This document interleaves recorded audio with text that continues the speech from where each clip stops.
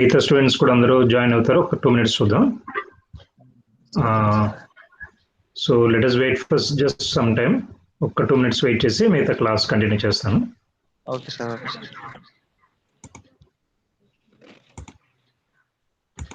ఏదైనా నోట్బుక్ లాంటి దగ్గర పెట్టుకుని రఫ్ నోట్స్ లాంటిది రాసుకుంటూ ఉండండి. ఏంటి సెమినార్స్ అని సార్ పెట్టారు, మరి సెమినార్స్ చెప్తున్నారా మన వాళ్ళు?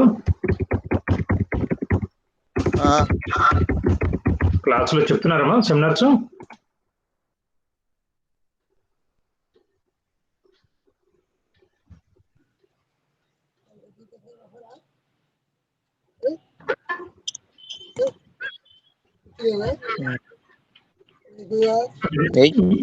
మీరు క్లాస్ లో సెమినార్స్ చెప్తున్నారమ్మా? సార్ విజయబాబు సార్ క్వశ్చన్ అంతే.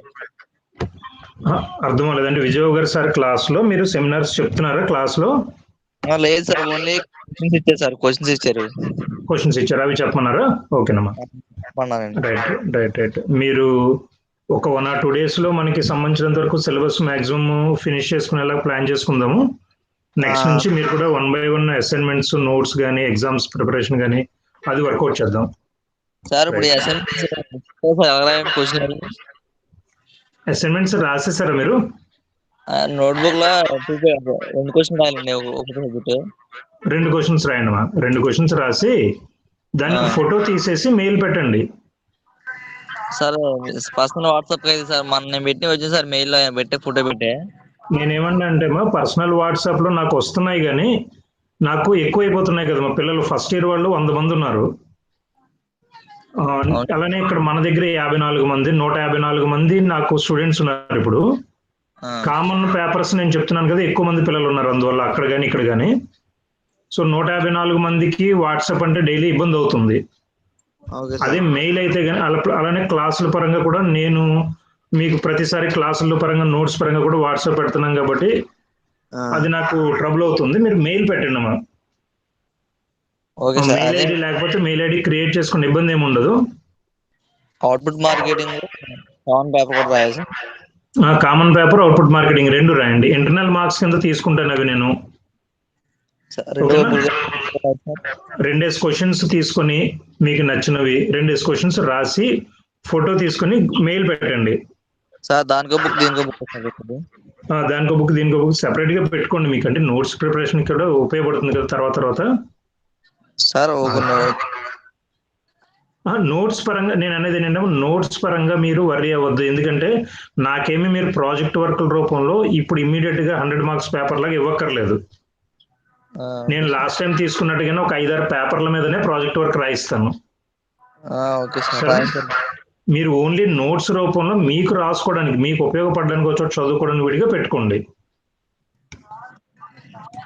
నాకు కేవలం ఫోటో పెడితే చాలు, ఏది మెయిల్ కి. అలానే సెమినార్ పేపర్ కింద కానీ, ప్రాజెక్ట్ వర్క్ కింద కానీ తర్వాత మామూలుగా 4-5 పేపర్లు ఇవ్వాల్సి వచ్చినప్పుడు, కాలేజీకి వచ్చినప్పుడు ఇస్తే సరిపోతుంది. లేకపోతే అది కూడా ఫోటో పెడతారు. కాబట్టి నోట్స్ల గురించి, నోట్స్లు ఎంత పేపర్లు, వీటి అందరి గురించి అసలు వరీ అవ్వకండి. ఓకేనా?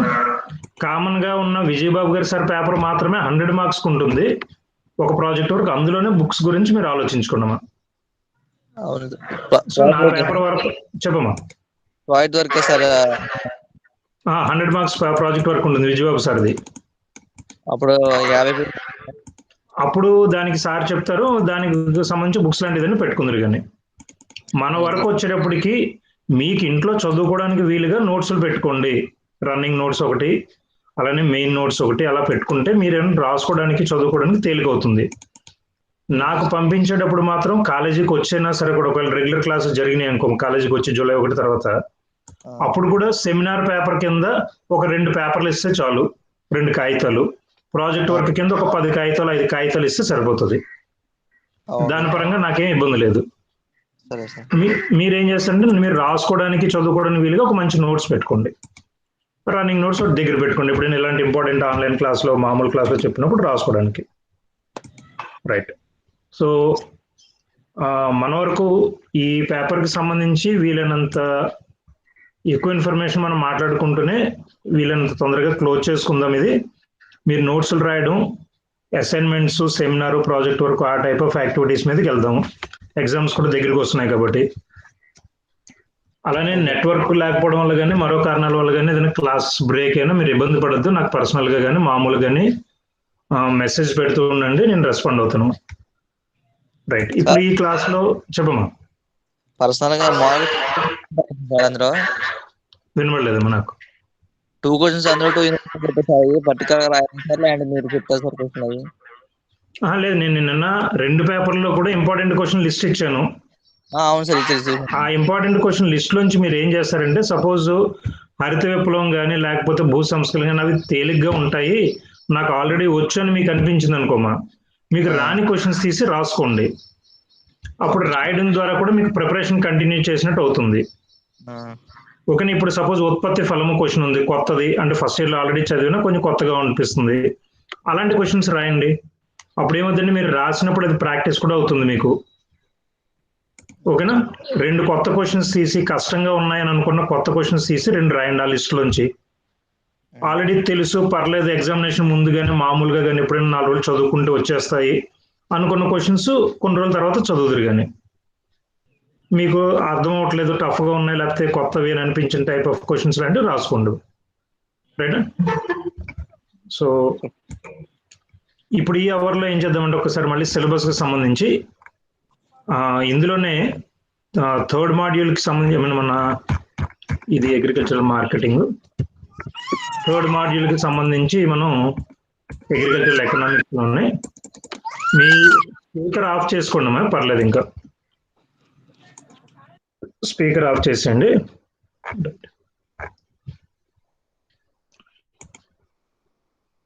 ఈ సిలబస్కి సంబంధించి నేను కొంత షేర్ చేస్తూ చెప్తాను మీకు.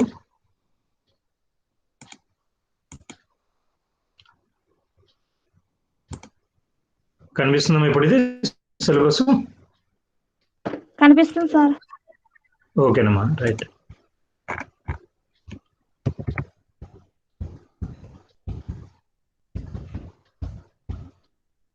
అగ్రికల్చరల్ ఎకనామిక్స్ పేపర్లో రైట్, ఇందులో మనకి 3rd మాడ్యూల్లోను అలానే 2nd మాడ్యూల్లోను ఇంపార్టెంట్ టాపిక్స్ రెగ్యులర్గా చెప్పుకుంటూ వెళ్తున్నాం. ఇప్పుడు కూడా ఒక్కసారి 2-3 ఎకనామిక్స్కి సంబంధించినటువంటి పదాలు ఎగ్జామినేషన్లో రావడానికి అవకాశం ఉండే అంశాలు అది చెప్తాను. First thing isoquant. ఏమో పాయం మహాలక్ష్మి, తనేమో రావట్లేదు మహాలక్ష్మి మళ్ళీ.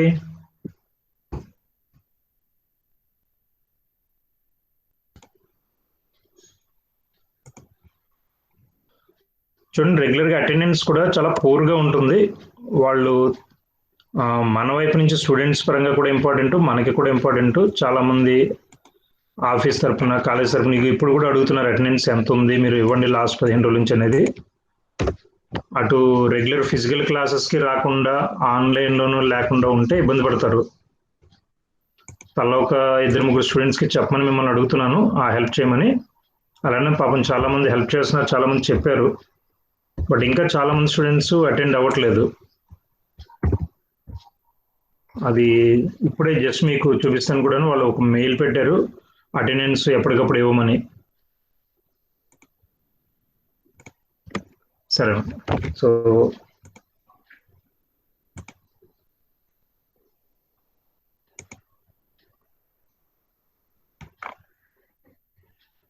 ఐసోక్వాంట్ అనేది ఇక్కడ మీకు పటంలో కనిపిస్తుందమ్మా? కనిపిస్తుంది సార్. ఓకేనమ్మా, రైట్.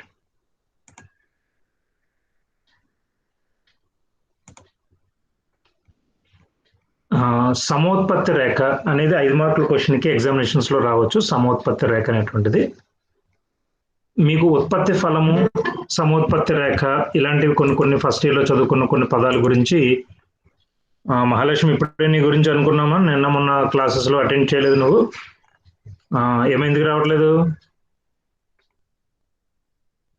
నువ్వు వచ్చి ఇంకో 4-5 తీసుకురామని చెప్తున్నాను నేను, అలానే మిగతా స్టూడెంట్స్ కూడాను. కిరణ్ ఏ గ్రూప్ అన్నావు నువ్వు?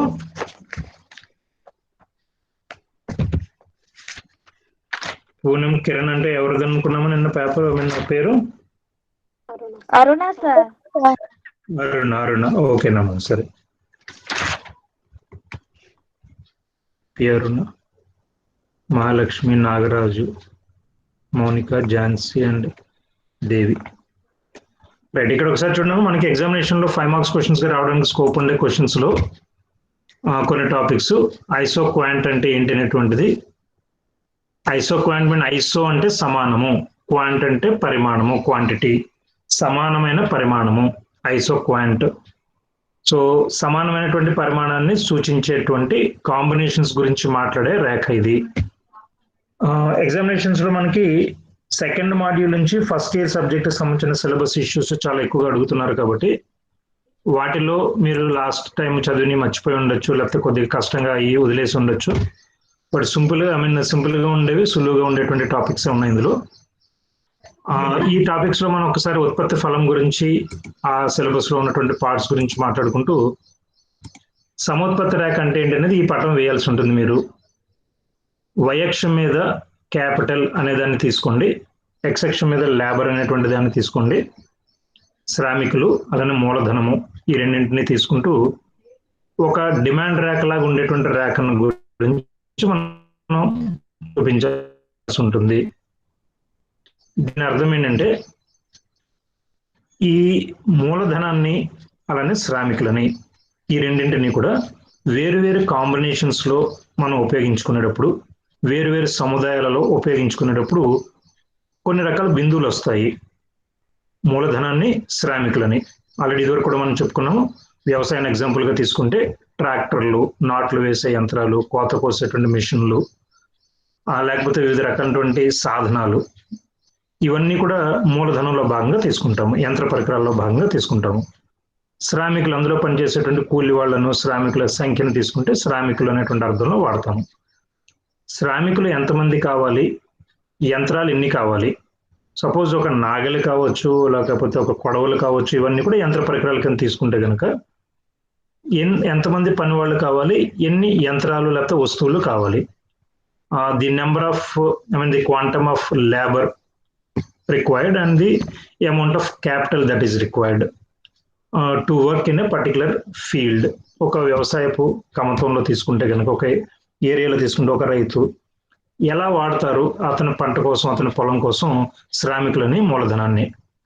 సో 10 మంది శ్రామికులు 10 యంత్రాలు, 20 మంది శ్రామికులు 20 యంత్రాలు, 30 మంది శ్రామికులు 30 యంత్రాలు, ఇలా రకరకాల కాంబినేషన్స్ లో కనుక మనం తీసుకుంటే ఈ కాంబినేషన్స్ అన్నింటినీ కలిపి ఒక బిందువు కింద వస్తాయి.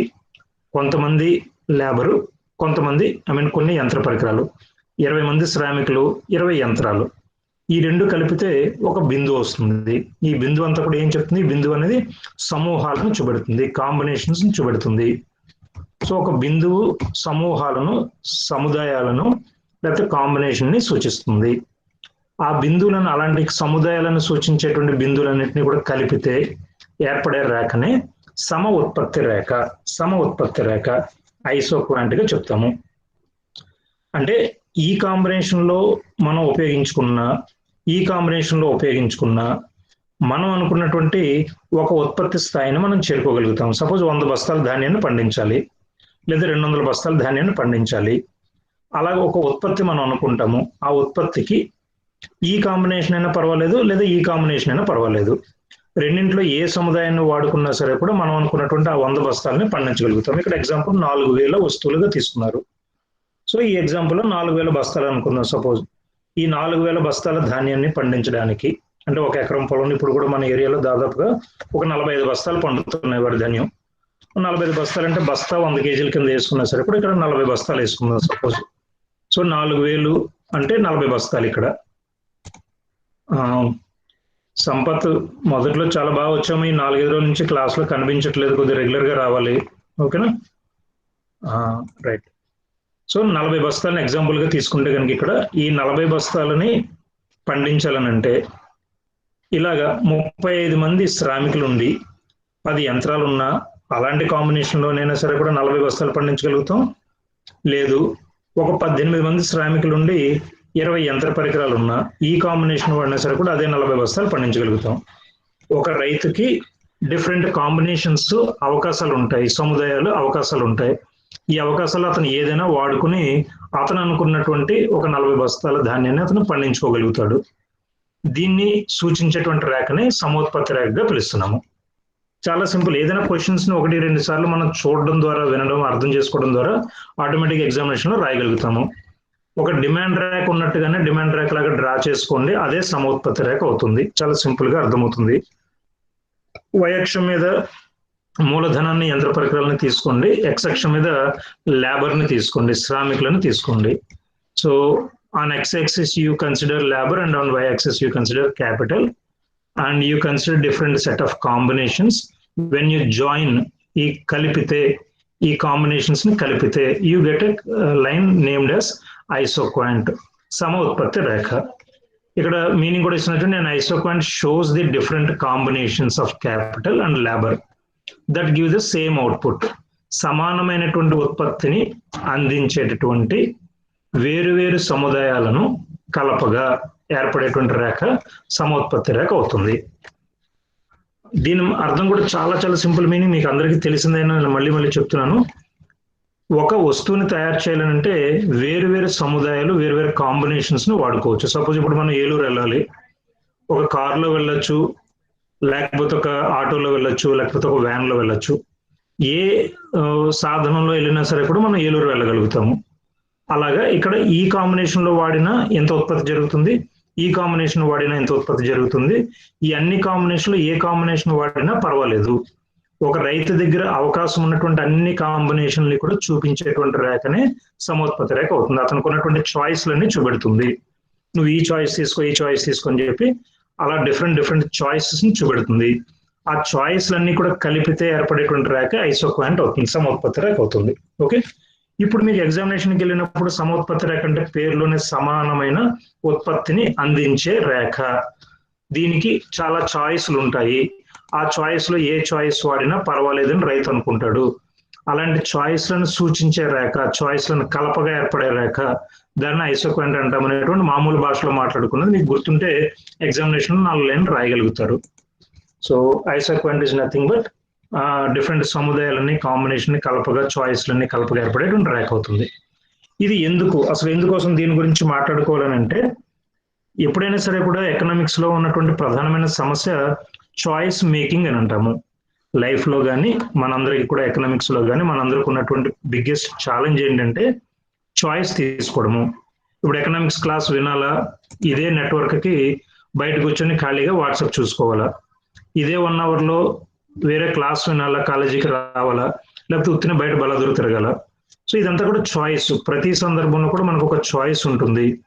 ఆ చాయిస్ తీసుకోవడం అనేటువంటిది చాలా చాలా ఇంపార్టెంట్ అవుతుంది.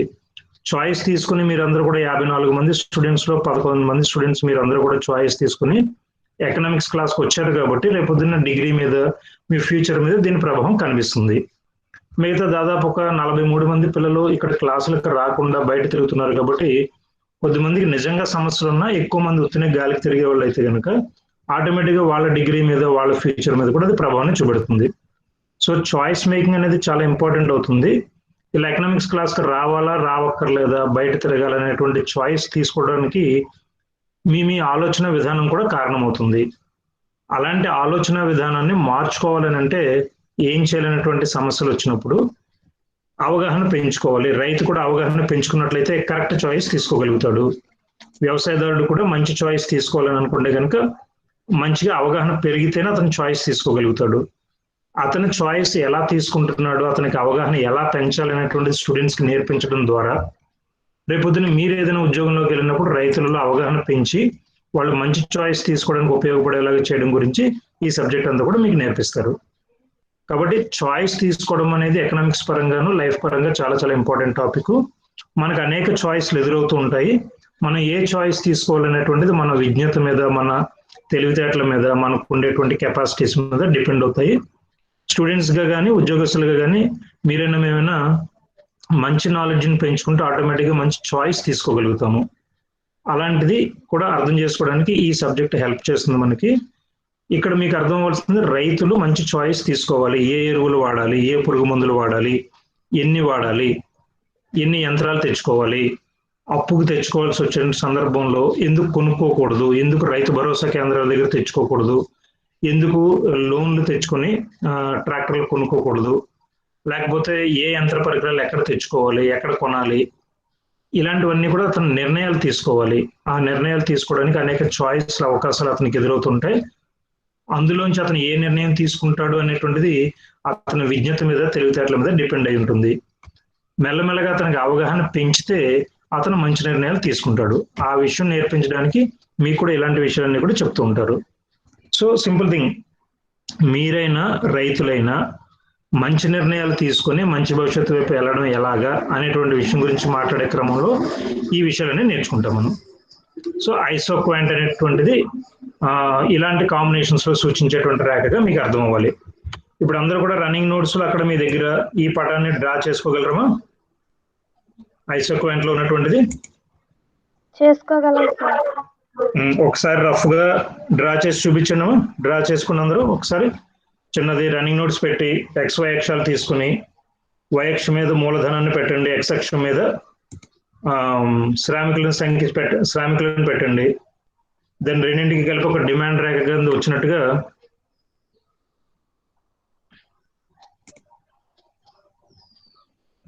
ఒక లైన్ డ్రా చేసి చూడండి.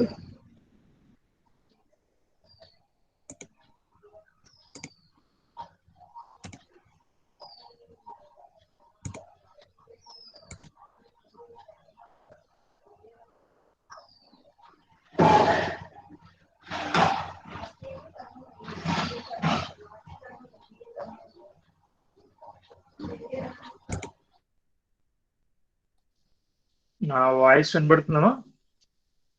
వినిపిస్తుంది సార్. రైట్ అమ్మా, డ్రా చేశారు అందరూ? సింపుల్ గా డ్రా చేసుకోండి క్విక్ గా. సమ ఉత్పత్తి రేఖ, దీని పేరు పెట్టండి సమ ఉత్పత్తి రేఖ. సమానమైన ఉత్పత్తిని సూచించే రేఖ.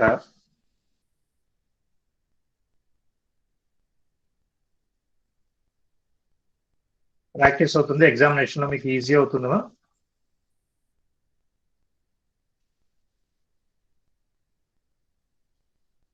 సమ ఉత్పత్తి రేఖ.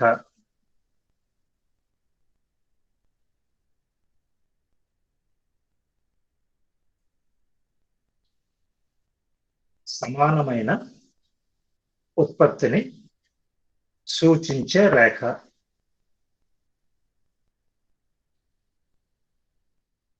వేరువేరు సముదాయాలలో ఉత్పత్తి కారకాలను ఉపయోగించినప్పుడు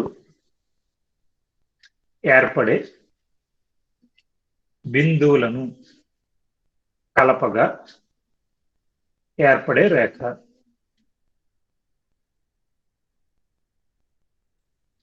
ఐసోక్వాంట్ అని అంటాము. ఐసోక్వాంట్ సమ ఉత్పత్తి రేఖ. ఈ రెండు మాటలు మీకు అర్థమైతే చాలు. సమానమైన ఉత్పత్తిని సూచించే రేఖ, పేరులోనే ఉంది సమ ఉత్పత్తి రేఖ. ఈక్వల్ క్వాంటిటీ, సమానమైన ఉత్పత్తిని సూచించే రేఖ.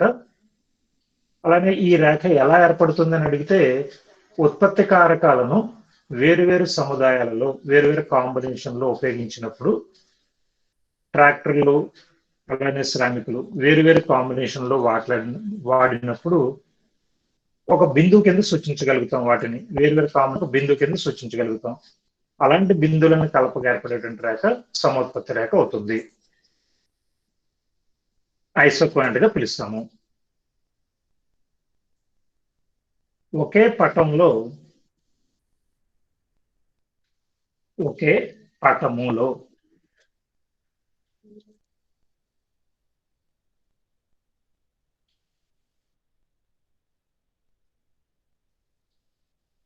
అనేక రకాలైన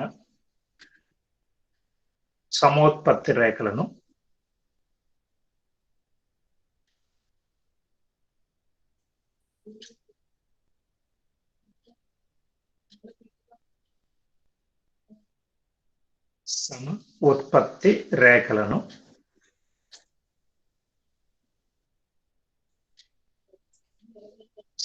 ఉత్పత్తి రేఖలను చూపించగలము. దానిని సమ ఉత్పత్తి రేఖల పటము అని అంటాము.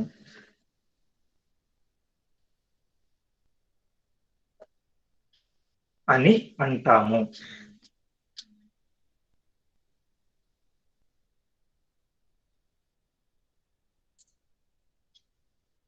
నిర్వచిస్తాము. రైట్. కొన్ని పదాలు సరిగా ప్రింట్ కావట్లేదు చూసుకోండి. ఒక పటంలో అనేక రకాలైనటువంటి సమోత్పత్తి రేఖలు ఉంటే కనుక దాన్ని సమోత్పత్తి రేఖల పటము అని అంటాము. సమోత్పత్తి రేఖల పటము అని అంటాము. సో ఐసోక్లైన్ యాప్ అని అంటాము. సమోత్పత్తి రేఖల పటంగా చెప్తూ ఉంటాము. సో ఎక్కువ నెంబర్ కనుక ఉన్నట్లయితే సమోత్పత్తి రేఖల పటం. ఇది మీకు బోర్డు మీద కనిపిస్తుంది. సమోత్పత్తి రేఖల పటం అనేది ఐసోక్లైన్ మ్యాప్ అని అంటాము. ఇలా డ్రా చేసినట్టుగానే ఒకటే లైన్ కాకుండా ఎక్కువ పటాలు కనుక్కున్న ఎక్కువ రేఖలు కనుక్కున్నట్లయితే దాన్ని సమోత్పత్తి రేఖల పటము అని పిలుస్తూ ఉంటాము. ఐసోక్లైన్ మ్యాప్. దీంట్లో కూడా మీకు చెప్పాను లాస్ట్ క్లాస్ లో, ఒక సమోత్పత్తి రేఖకు పైన ఒక సమోత్పత్తి రేఖ ఉంటుంది. దీనిపైన ఇంకొక సమోత్పత్తి రేఖ కనుక ఎలా ఉన్నట్లయితే పైన ఉన్నటువంటి సమోత్పత్తి రేఖలు ఎక్కువ ఉత్పత్తిని సూచిస్తాయి. ఎక్కువ ఉత్పత్తిని సూచిస్తాయి. ఒక సమోత్పత్తి రేఖకు కింద ఉన్నటువంటి రేఖలు తక్కువ ఉత్పత్తిని సూచిస్తాయి. ఒక సమోత్పత్తి రేఖకు కింద ఉన్నటువంటి రేఖలు తక్కువ ఉత్పత్తిని, పైన ఉన్నటువంటి ఎక్కువ ఉత్పత్తి సూచిస్తాయి. అనేక రకాలైనటువంటి ఈ రేఖలు ఉన్నటువంటి దాన్ని ఐసోక్లైన్ మ్యాప్, సమోత్పత్తి రేఖల పటము అనేటువంటి పేరుతో పిలుస్తాము. ఎగ్జామినేషన్ లో 5 మార్క్స్ కి రావడానికి స్కోప్ ఉండేటువంటి టాపిక్స్ ఇవి. సమోత్పత్తి రేఖలు అనేది. అలానే ఐసోకాస్ట్ లైన్ ఇంకొకటి, సమవ్యయ రేఖ.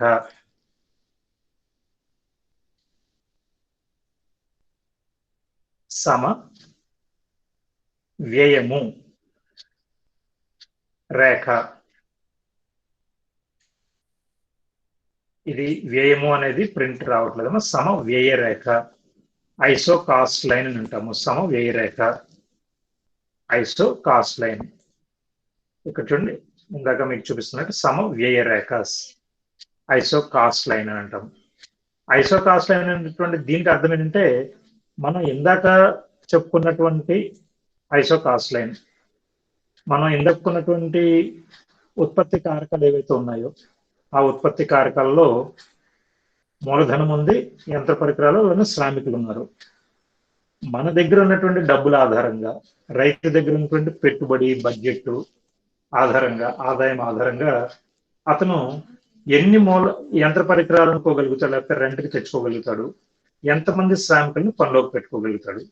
సపోజ్ ఇక్కడ ఒక ఎగ్జాంపుల్ కింద ఇట్లాగా 4 lakhs పౌండ్స్ కింద తీసుకున్నారు. ఇది ఒక ఎగ్జాంపుల్ కింద 4 lakhs పౌండ్స్ అనేది మనం 4 lakhs రూపీస్ కింద తీసుకుంటే 4 లక్షల రూపాయల కింద తీసుకుంటే కనుక, లేకపోతే మన దగ్గర ఉన్నటువంటి డబ్బులు ఎంత ఉన్నాయని అనుకుంటే కనుక, వ్యవసాయంలో పెట్టుబడి పెడుతున్నారు రైతు అనేటువంటిది అనుకుంటే, అతను ఎన్ని యంత్ర పరికరాలను తెచ్చుకోగలుగుతాడు, ఎన్ని శ్రామికులను పనిలో పెట్టుకోగలుగుతాడు. So the quantum of capital he can hire or get, at the same time the quantum of labor he can just hire. ఈ లేబర్ ని కానీ మూలధనాన్ని కానీ ఎంతమందిని తెచ్చుకోగలుగుతాడు అనేటువంటి దాని గురించి వాటి యొక్క రేట్ల ఆధారంగా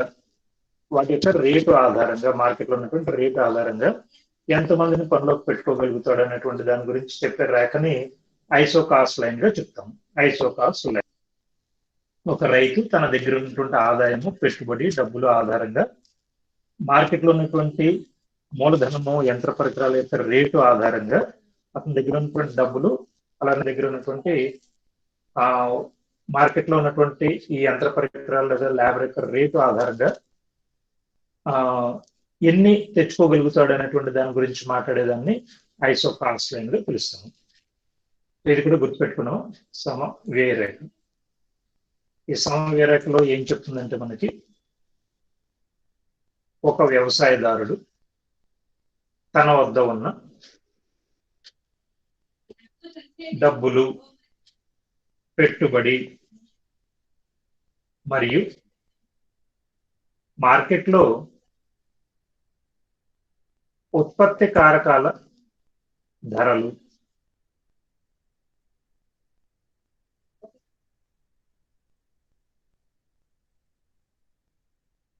అమరేంద్ర కూడా చోళ నుంచి సరిగా మళ్ళీ అటెండ్ చేయట్లేదు, మొదట్లో వచ్చాడు, తర్వాత తర్వాత మళ్ళీ గ్యాప్ వస్తుంది. నెట్వర్క్ ప్రాబ్లం అని చెప్పారు ఒకళ్ళిద్దరు, బట్ రావాలి రెగ్యులర్ గా వెళ్ళినంత వరకు.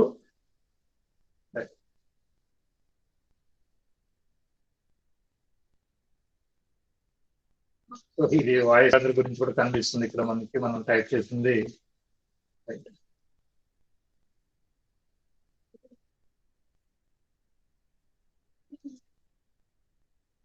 ఉత్పత్తి కారకాల ధరలు ఆధారంగా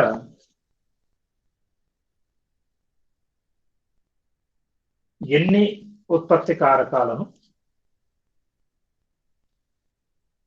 వ్యవసాయ పనులకు ఉపయోగించుకోగలుగుతాడో తెలియజేసే రేఖను సమ వ్యయరేఖ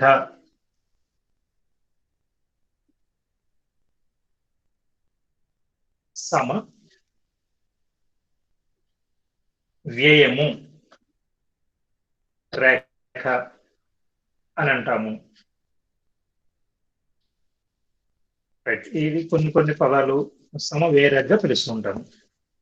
సింపుల్ థింగ్, 2 పాయింట్స్. ఒకటి, రైతు దగ్గర ఎన్ని డబ్బులు ఉన్నాయనేటువంటిది ఒకటి, మార్కెట్ లో ఉత్పత్తి కారకాల ధరలు ఎంత ఉన్నాయనేటువంటిది ఒకటి.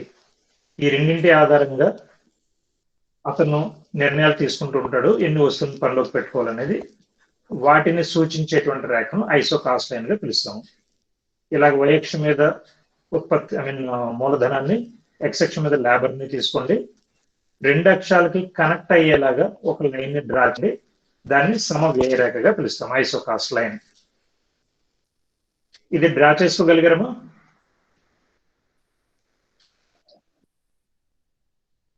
ఈ రేఖ డ్రా చేశారా? Okay, right, good. Next one.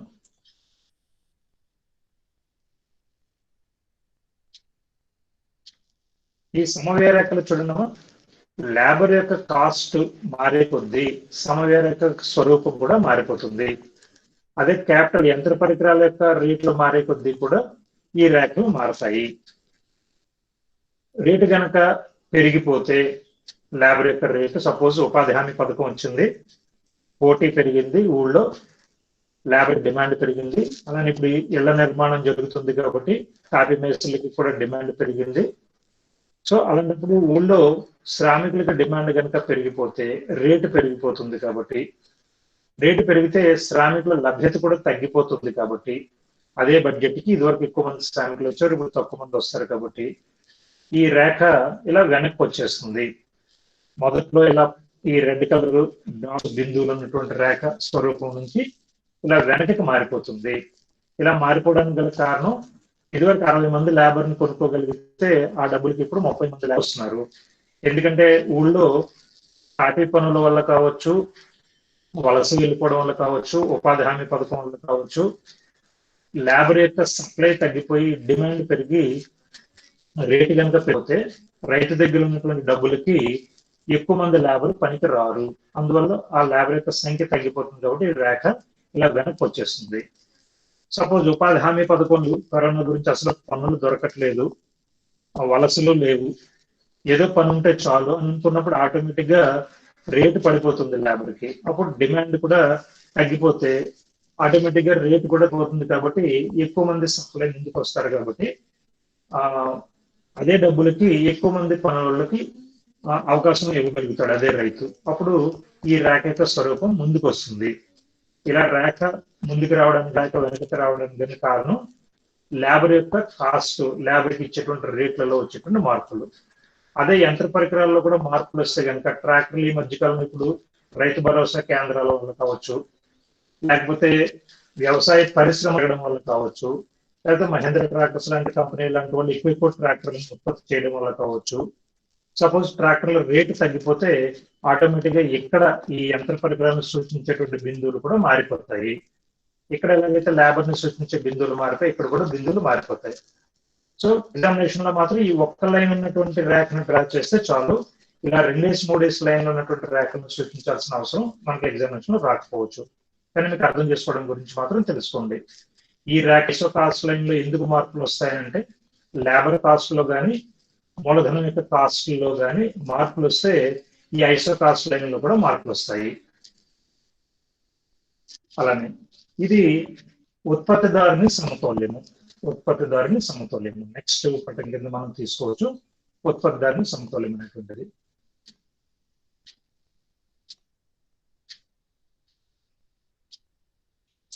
ఎక్కడైతే గనక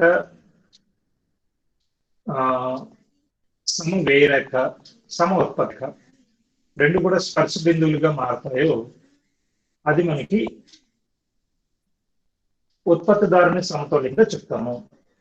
ఫస్ట్ అదే మూలధనము వైయక్షం మీద శ్రామికులను ఎక్సక్షం మీద తీసుకుని ఒక ఐసో కాస్ట్ లైన్ ఇందాక చూపించినట్టు సమ వ్యయ రేఖను డ్రా చేసుకుని సమోత్పత్తి రేఖల పటాన్ని కనుక డ్రా చేస్తే ఏ సమోత్పత్తి రేఖ అయితే గనక సమ వ్యయ రేఖకి స్పర్శ బిందువు ఇలా పాయింట్ కింద ఇలా బిందు కింద కనబడుతుందో స్పర్శ రేఖగా మారుతుందో ఆ బిందువు దగ్గర ఇలా శ్రామికుల వైపు యంత్ర పరికరాల వైపు మనం వైక్షానికి ఎక్సెక్ కలుపుకున్నప్పుడు ఈ బిందువుని ఏమంటామంటే ఉత్పత్తిదారుని సమతౌల్యంగా చెప్తాము. అంటే వ్యవసాయదారులు ఎంతమందిని పనిలోకి పెట్టుకుని ఎంతమందిని యంత్ర పరికరాలను పనిలోకి తెచ్చుకుంటే వస్తువులు ఉత్పత్తి చేయగలుగుతాడు అనేటువంటి నిర్ణయాలు తీసుకోవడానికి అతనికి సహాయపడేటువంటి బిందువు కింద మారుతుంది. దాన్ని మనం ఈక్విలిబ్రియం గా చెప్తాము. ఉత్పత్తిదారుని సమతౌల్యము ప్రొడ్యూసర్స్ ఈక్విలిబ్రియం అని అంటాము. So producers equilibrium is nothing but the tangent point of both the iso cost line and iso point tangential point అనమాట ఇది. సో ఎక్కడైతే కనుక సమవర్తి రేఖ సమ వ్యయ రేఖ స్పర్శ బిందువులుగా ఉంటాయో ఆ బిందువుని కూడా ఉత్పత్తిదారుని సమతౌల్యంగా చెప్తాం. ఉత్పత్తిదారుని సమతౌల్యం మనకి ఏం చెప్తుంది అంటే ఒక స్థాయి ఉత్పత్తిని చేయాలంటే అతను అనుకున్నటువంటి ఉత్పత్తిని చేయాలంటే ఎంతమందిని పనిలో పెట్టుకోవాలి, ఎన్ని ఉత్పత్తి కారకాలు తెచ్చుకోవాలి, ఎన్ని డబ్బులు ఖర్చు పెట్టాలనేటువంటిది నిర్ణయం ఈ పఠనం సాయంతో అతను సులువుగా తెలుసుకోవచ్చు. దాన్ని మనం ఉత్పత్తిదారుని సమతౌల్యంగా పిలుస్తాము. ఇది కూడా డ్రా చేసుకున్నాం అందరిను. ఉత్పత్తి సమ వ్యయ రేఖ ఒకటి డ్రా చేయండి. ఫస్ట్ ఇలాగా సమ వ్యయ రేఖ డ్రా చేయండి, సమ ఉత్పత్తి రేఖను డ్రా చేయండి, సమోత్పత్తి రేఖలతో లాగా డ్రా చేయండి. ఇవన్నీ కూడా కలిపి ఒకటే పటంలో డ్రా చేయండి. అప్పుడు ఆ ఒకటే పటంలో ఒకనొక సమోత్పత్తి రేఖ ఈ సమ వ్యయ రేఖకు స్పర్శ బిందువుగా మారుతుంది. ఆ స్పర్శ బిందువు దగ్గర నుంచి ఎక్సెక్షన్ టు వైక్షాన్ని కలిపితే అదే మనకి ఇక్కడ ఉత్పత్తిదారుని సమతౌల్యంగా తెలుస్తుంది. ఉత్పత్తిదారుని సమతౌల్యం ఒక్కొక్కసారి ఐసో కాస్ట్ ఎక్కువ ఉంటాయి. అంటే అతని దగ్గర ఉండేటువంటి పెట్టుబడి సపోజ్ అతని సొంత డబ్బులు వాడితే ఒక సమ వ్యయ వస్తుంది. సపోజ్ అప్పు తెచ్చుకుంటే ఇంకొక సమ వ్యయ వస్తుంది. సపోజ్ ప్రభుత్వాల వాళ్ళు ఇప్పుడు కరోనా గురించి సబ్సిడీలు ఇవ్వడం ద్వారా కానీ ఎక్కువ అప్పులు ఇవ్వడం ద్వారా కానీ ఇంకా ఎక్కువ ప్రయోజనాలను ఇవ్వడం ద్వారా కానీ రైతు దగ్గర ఎక్కువ అయ్యేలా చేశారనుకోండి, దానికి ఇంకొక ఐసో కాస్ట్ లైన్ వస్తుంది. సో ఇక్కడ కూడా ఐసో కాస్ట్ లైన్లు కూడా మారుతూ ఉంటాయి. ఒక్కొక్కసారి రైతు దగ్గర ఉన్నటువంటి డబ్బులతో ఉన్నప్పుడు ఒక రకమైన సమ వ్యయ రేఖ వస్తుంది. బ్యాంకుకి వెళ్ళి అప్పులు తెచ్చుకోగలిగే పరిస్థితి ఉంటే ఇంకొక సమ వ్యయ రేఖ వస్తుంది. గవర్నమెంట్ సబ్సిడీలు ఇచ్చినప్పుడు ఇంకొక సమ వ్యయ రేఖ వస్తుంది. ఇలా డిఫరెంట్ సమ వ్యయాలు ఉన్నప్పుడు కూడా ఏ రేఖ దగ్గర సమోత్పత్తి రేఖ స్పర్శ బిందువుగా మారుతుందో కూడా మనం తెలుసుకోవచ్చు.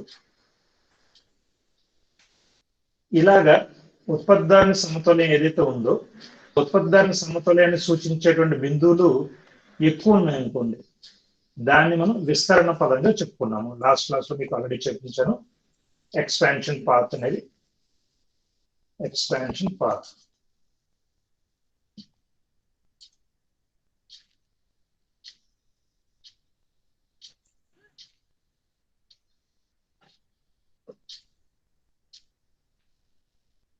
ఎక్స్పాన్షన్ పాత్ అనేది ఇలా మీకు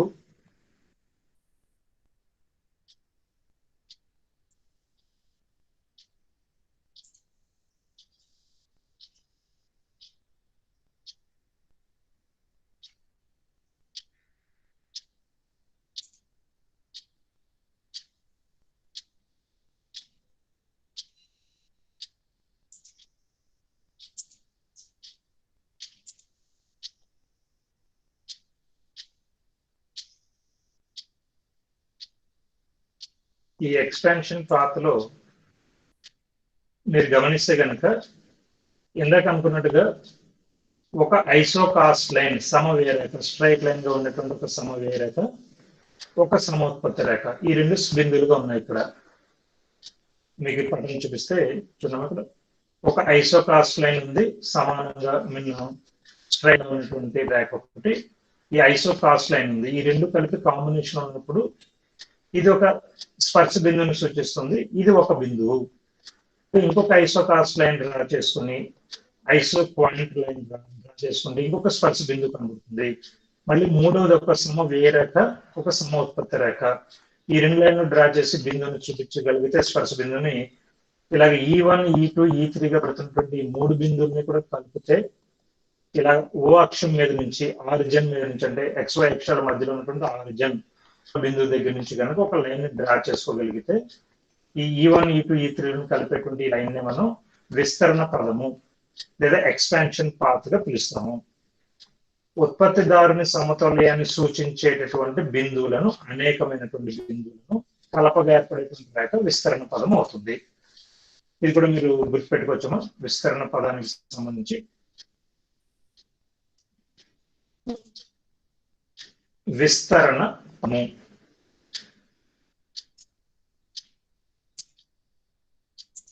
సో విస్తరణ పదం మనకి ఏం చెప్తుంది?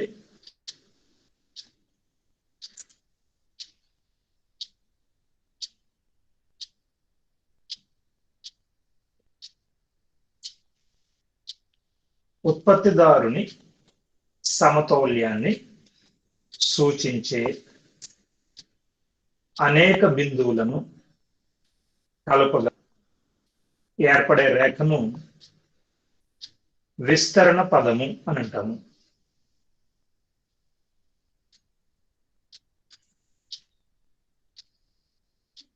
రేఖను సో ఉత్పత్తిదారుని సమతౌల్యాన్ని సూచించే అనేక బిందువులను కలపగా ఏర్పడేటువంటి రేఖనే మనం ఇక్కడ విస్తరణ పదంగా చెప్తాము. సో ఉత్పత్తిదారుని సమతౌల్యాన్ని సూచేటువంటి రేఖను, అనేక బిందువులను కలపగా ఏర్పడేటువంటి రేఖనే విస్తరణ పదం, ఎక్స్పాన్షన్ పాత్ అవుతుంది. ఇప్పుడు దాకా చెప్పిన పాయింట్స్ మీ అందరికీ కూడా కొంచెం క్లియర్ అవ్వగలగలము. సింపుల్ థింగ్ ఇక్కడ ఫస్ట్ లో సమోత్పత్తి రేఖను సూచిస్తున్నాము. సింపుల్ థింగ్ ఒకసారి మళ్ళీ మిమ్మల్ని క్వశ్చన్స్ అడుగుతాను, ఒకసారి ఫాలో చేయండి. సమ ఉత్పత్తి రేఖను ఒక దాన్ని సూచిస్తున్నాము, సమ ఉత్పత్తి రేఖ. అలానే రెండో రేఖ సమవ్యయ రేఖ. సమవ్యయ రేఖ, సమ ఉత్పత్తి రేఖ ఇక్కడ అంటే మీకు బోర్డులో కనబడుతుంటే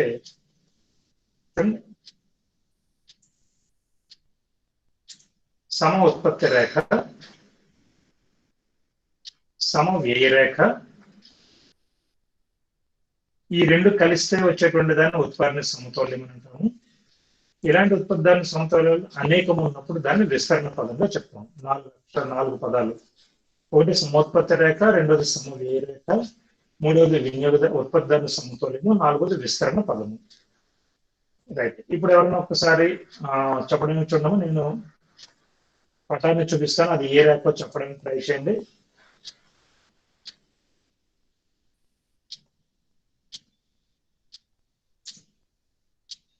రైట్, దీన్ని ఏమంటున్నామా? సమ ఉత్పత్తి రేఖ సార్. గుడ్, ఐసో పాయింట్ సమ ఉత్పత్తి రేఖగా పిలుస్తున్నాము.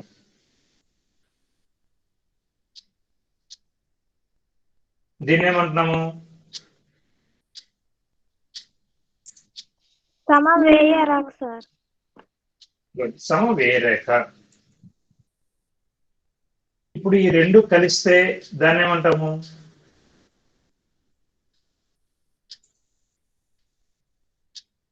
సమ ఉత్పత్తి రేఖ సార్. ఇప్పుడు చెప్పావు కదా ఆల్రెడీ, సమ ఉత్పత్తి రేఖ ఒకటి, సమవ్యయ రేఖ ఒకటి. ఈ కూడా ఎక్కడైతే కనుక స్పర్శ బిందువులుగా ఉంటాయో ఆ పరిస్థితిని ఏమంటాము? మిగతా వాళ్ళు కూడా జాయిన్ అయిన స్టూడెంట్స్ అందరూ కూడా ఒకసారి చెప్పడానికి ట్రై చేయను, గ్రూప్ గా చెప్పడానికి ట్రై చేయండి. హెల్ప్ తీసుకున్న ఒకళ్ళు మాట్లాడుకుంటూ సమవ్యయ రేఖ, సమ ఉత్పత్తి రేఖ, స్పర్శ బిందువులుగా ఉండేటువంటి పరిస్థితి ఏ విధంగా మనం చెప్తాము, ఏమంటాము?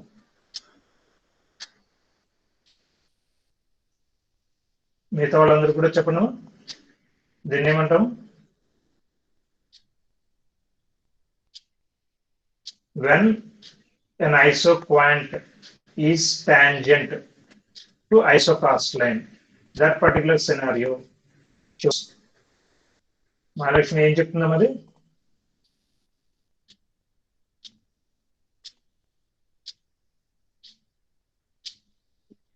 సమోత్పత్తి రేఖ, సమవ్య రేఖ, స్పర్శ బిందువు ఉండేటువంటి బిందువుని ఏమంటాము? మిగతా స్టూడెంట్స్ అందరూ కూడా నేను రెగ్యులర్ గా చెప్తూ వస్తున్నాను మీకు, వీడియోస్ ఆన్ చేసుకుంటే అప్లోడింగ్ కొద్దిగా కష్టంగా అవుతుంది. అందరి వీడియోస్ ఆన్ చేస్తే అప్లోడ్ చేయడం చాలా కష్టం అవుతుంది. అందుకని నేను కొన్ని సందర్భాల్లో వీడియో ఆఫ్ చేస్తున్నాను. లేదు మీరు ఎలా ఉన్నారు, ఏం చేస్తున్నారు, అసలు రాసుకుంటున్నారా లేదా, మీ ఆన్సర్స్ ఏంటి అనేటువంటి మామూలు క్లాసుల లాగానే నేను కూడా వీడియో ఆన్ చేసి చూడొచ్చు. అది ఎలాగో కంటిన్యూ చేస్తాం నెక్స్ట్ క్లాసెస్ నుంచి. బట్ మీరు కూడా క్లాస్ లో పార్టిసిపేటివ్ గా ఉండగలగాలి. వన్ సైడెడ్ గా నేను ఏదో చెప్పుకుంటూ కాకుండా మీ ఆన్సర్స్ కూడా మీరు చెప్పగలగాలి. ఆల్రెడీ ఫస్ట్ ఇయర్ లో ఉన్నది మామూలుగా ఇప్పుడు కూడా విన్నది ఒకసారి లాస్ట్ కాల్ ట్రై చేయను. ఏ రేఖకు సమోత్పత్తి రేఖ స్పర్శ బిందువుగా ఉంటే దాన్ని ఏమంటాము? రైట్. ఒకవేళ తెలియకపోతే చెప్తున్నాను, ఉత్పత్తిదారుని సమతౌల్యం అంటాము. ఉత్పత్తిదారు సమతౌల్యము.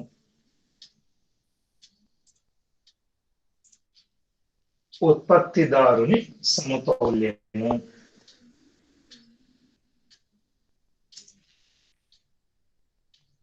సమ ఉత్పత్తి రేఖ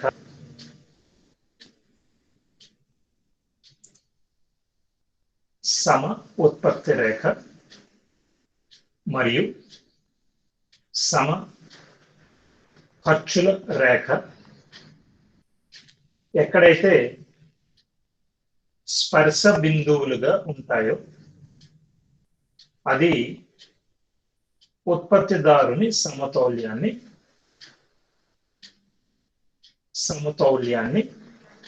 సూచిస్తుంది. సో ఉత్పత్తిదారుని సమతౌల్యం అంటే అక్కడ మనకి చాలా క్లియర్ గా అర్థమవుతుందమ్మా. ఎక్కడైతే సమోత్పత్తి రేఖ, సమకుల రేఖ అంటే ఇక్కడ పదం సరిగ్గా ప్రింట్ అవ్వట్లేదు, సమ ఖర్చుల రేఖ, సమ వ్యయ రేఖ ఎక్కడైతే స్పర్శ బిందువులుగా ఉంటాయో అది ఉత్పత్తిదారుల సమతౌల్యాన్ని సూచిస్తుంది. రైట్. దెన్ విస్తరణ పదం అంటే ఎవరికైనా అర్థమైందని చెప్పను. విస్తరణ పదము, what you mean by expansion path. విస్తరణ పదం అంటే ఆల్రెడీ ఇందాక అనుకున్నాము, ఈ ఉత్పత్తిదారుని సమతౌల్యం ఏదైతే ఉందో ఆ ఉత్పత్తిదారుని సమతౌల్యాన్ని సూచించే ఒక బిందువు కాకుండా ఉత్పత్తిదారుని సమతౌల్యాన్ని సూచించే అనేక బిందువులు ఉంటాయి. ఆ అనేక బిందువులను కలపగా ఏర్పడేటువంటి విస్తరణ పదం అవుతుంది. ఉత్పత్తిదారుని సమతౌల్యాన్ని సూచించేటువంటి రేఖలు, బిందువులు అనేకం ఉంటాయి. ఆ వాటన్నింటినీ కలపగా ఏర్పడేటువంటి రేఖను విస్తరణ పదంగా చెప్తాం. మళ్ళీ ఒకసారి ట్రై చేయండి, ఎవరిని ట్రై చేయండి. విస్తరణ పదం అంటే ఉత్పత్తిదారుని సమతౌల్యాన్ని సూచించే బిందువులను కలపగా ఏర్పడే రేఖను విస్తరణ పదం అంటాం. అర్థమవుతుందా? ఒకసారి క్విక్ గా చాలా సింపుల్ చిన్న పాయింట్స్ ఇవన్నీ కూడా నేను చెప్తున్నది. మళ్ళీ ఒకసారి అందరూ కూడా ట్రై చేయండి. ఫస్ట్ అంటూ దీన్ని ఏమంటున్నాము? ఈ రేఖను ఏమంటున్నాము? సమ ఉత్పత్తి రేఖ. ఓకే, నెక్స్ట్ దీన్ని సమవ్యయ రేఖ సార్. గుడ్. ఈ రెండు కలిస్తే ఏమంటున్నాము? ఉత్పత్తిదారుని సమతుల్యం సార్. గుడ్. ఇలాంటి ఉత్పత్తిదారుని సమతుల్యం అనేకం ఉన్నప్పుడు దాన్ని ఏమంటున్నాము?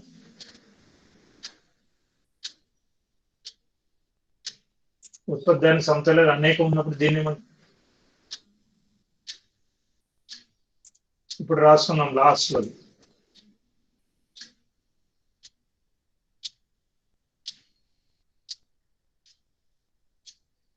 లాస్ట్ ఇదేంటిది కనపడుతుంది?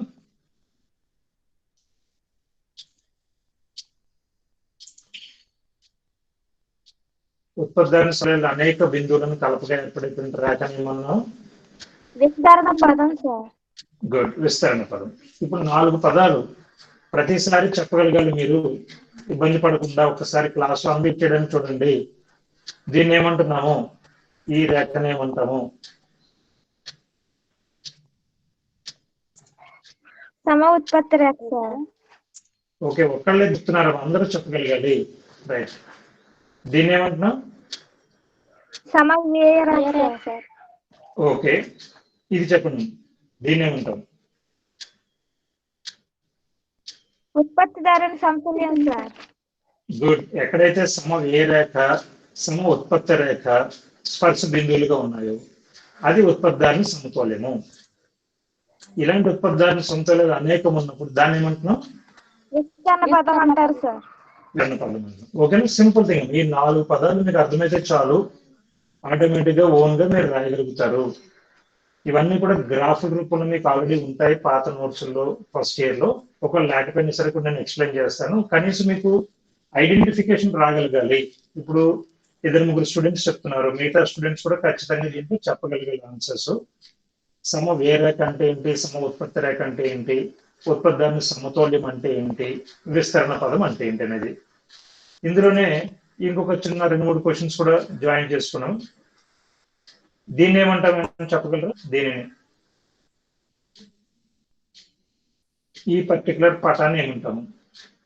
సమ ఉత్పత్తి రేఖ పటం సార్. Good, very happy. సమోత్పత్తి రేఖల పటము అని అంటారు. ఈ సమోత్పత్తి రేఖల పటంలో పైన ఉన్నటువంటి ఏదైనా ఒక రేఖకు పైన ఉన్నటువంటి రేఖ ఎలాంటి ఉత్పత్తిని సూచిస్తుంది? Simple thing. ఒక రేఖకు పైన ఉన్నటువంటిది లేకపోతే కింద ఉన్నటువంటి రేఖలు ఏది ఎక్కువ ఉత్పత్తిని సూచిస్తాయి, ఏది తక్కువ ఉత్పత్తిని సూచిస్తాయి?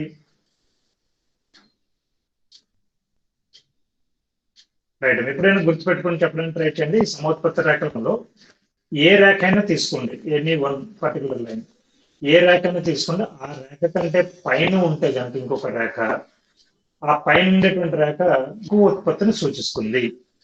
సపోజ్ ఇది 100 బస్తాలు అయితే దీని పైన ఉన్నటువంటి 200 బస్తాల గురించి మాట్లాడుతుంది.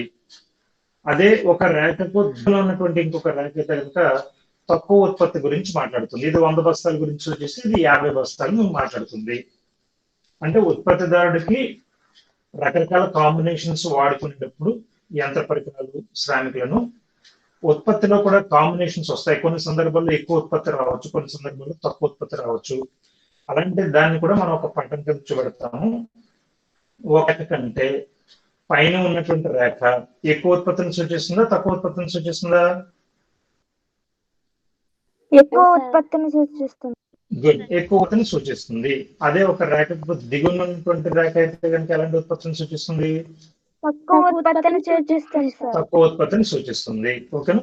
ఒక ఐసోపాయింట్ లో సమోత్పత్తి రేఖల పటములో అనేక రేఖలు ఉంటాయి. ఏ రేఖ అయినా తీసుకోండి, ఆ రేఖ కంటే పైన ఉంటే ఎక్కువ ఉత్పత్తి, ఆ రేఖ కంటే కింద ఉంటే కనుక తక్కువ ఉత్పత్తిని సూచించే రేఖలు అవుతాయి. సరేనా? ఇది ఈ 4-5 మాటలు లేకపోతే పటాలు, వీటికి సంబంధించినటువంటి వివరాలు మీకు అర్థమైతే చాలు. మాడ్యూల్ 2 లో సిలబస్ ఉన్నటువంటి మాడ్యూల్ 2 లో ఈ కాన్సెప్ట్ ఆఫ్ ప్రొడక్షన్ ఫంక్షన్, అలానే input output production relationship in form production, ఇలాంటి దాంట్లో రావడానికి అవకాశం 10 మార్క్స్ క్వశ్చన్స్, 5 మార్క్స్ క్వశ్చన్స్ చాలా వరకు కవర్ అవుతాయి. ఏ ఇబ్బంది ఉండదు, మీరు చాలా ఈజీగా అటెండ్ చేయగలుగుతారు ఎగ్జామినేషన్ సంబంధించిన వరకు. రైట్, ఇది నేను ఇలా అలానే మొదటి క్లాసెస్ లో కూడా మనకు సంబంధించినంత వరకు ఉత్పత్తి ఫలము, అలానే మిగిలినటువంటి ఫస్ట్ ఇయర్ ఎకనామిక్స్ లో నేర్చుకున్న పదాలకు సంబంధించిన ఇష్యూస్. రైట్, అరుణ ఏమైనా చెప్తున్నావా?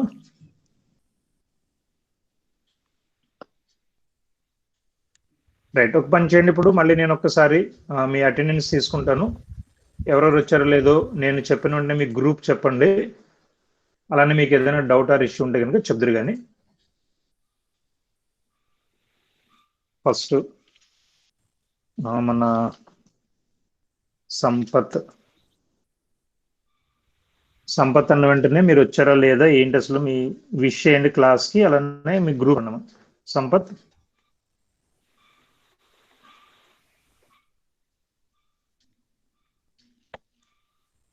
దెన్ దేవి. తెలుగు. ఓకేనమ్మా. Then G Suresh. Sir Telugu sir.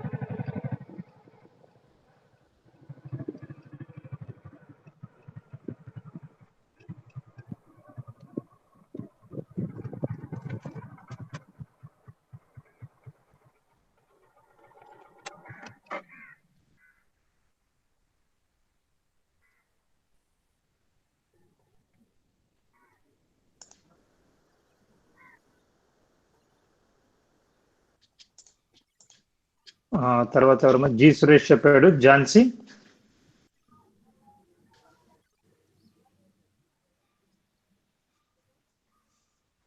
Nagaraju,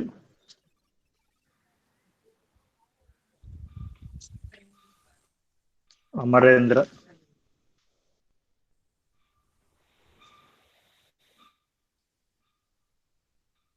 Mahalakshmi. మీరు అటెండెన్స్ కైనా రెస్పాండ్ అవ్వగలగాలి. ఓకేనమ్మా. నేను రెగ్యులర్ గా మీకు ఇంకా ఎక్కువ సైలెంట్ గా ఉంటే మీరు క్లాస్ లో కూడా మామూలుగా అటెండ్ చేయకపోతే కనుక నేను వీడియో క్లాస్ ద్వారానే కంప్లీట్ వీడియో ఆన్ చేయించి మాట్లాడుకుందాం రెగ్యులర్ గా మనం. అది డేటా పరంగా మీకు ట్రబుల్ నాకు ట్రబుల్ అని వదులుతున్నాను అలా. సరే, విజయ్ ఉన్నామా?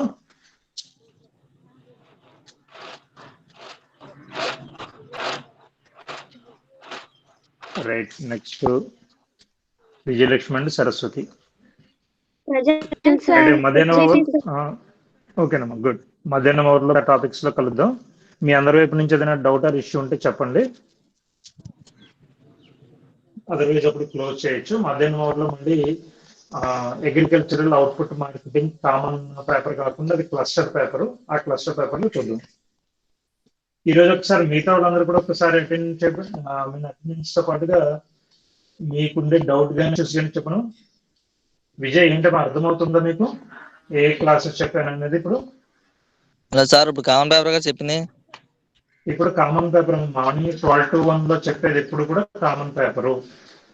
12 o'clock జరిగేది ఇప్పుడు కామన్ పేపర్ సార్, అందుకే ఇప్పుడు కామన్ పేపర్. నేను అది హిస్టరీ వాళ్ళకైనా పాలిటిక్స్ అని అందరికీ ఉపయోగపడుతుంది. కామన్ పేపర్ స్పెషల్ ఇంగ్లీష్ వాళ్ళందరికీ కామన్. వాళ్ళు ఒకవేళ పొరపాటున తెలియకుండా రాకపోతే మాత్రం వాళ్ళు లాస్ అవుతారు. చెప్తూ వస్తున్నాం రెగ్యులర్ గా మీకు. పెట్టాను డీటెయిల్స్. సో మిగతా మీ ఫ్రెండ్స్ ఎవరైనా పొరపాటున కన్ఫ్యూజ్ ఉన్నా 12 to 1 కామన్ పేపర్ తప్పనిసరిగా అందరూ అటెండ్ చేయాలి, 54 మంది కూడా.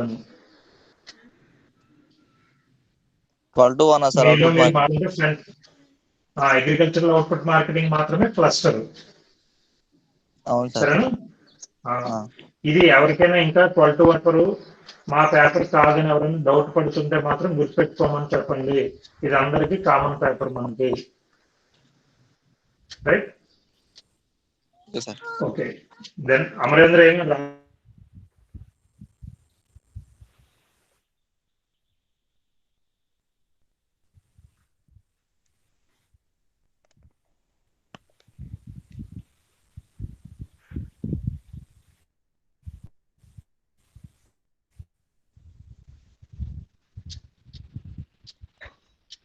అమరేంద్ర ఏమైనా నీకు కనెక్షన్?